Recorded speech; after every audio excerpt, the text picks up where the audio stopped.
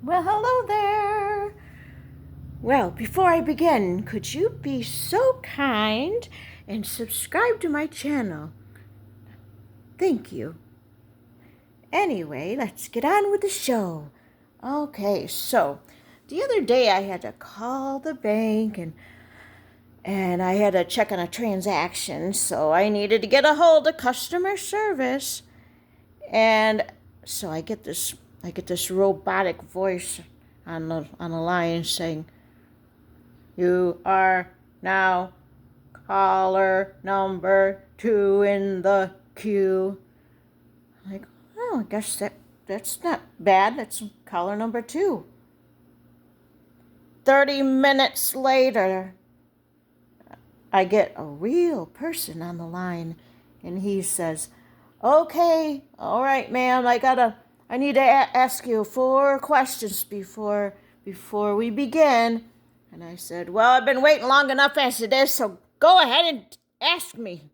So I answered all 3 questions correctly, and then he said, "Okay, one more question to go." And he says, "What middle school did you go to?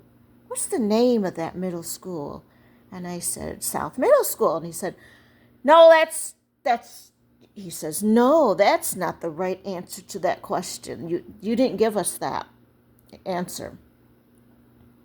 I said, "So you expect me to remember that was like 60 years ago. You expect me to remember that?"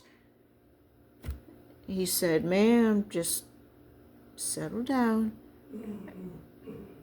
Needless to say, I ended the call, and I'm glad I did because I was so frustrated. I didn't have the patience to deal with that, and so yeah. So if you want to contact customer service and get upset and get a headache and be miserable for the rest of the day, then feel free to do that. Otherwise,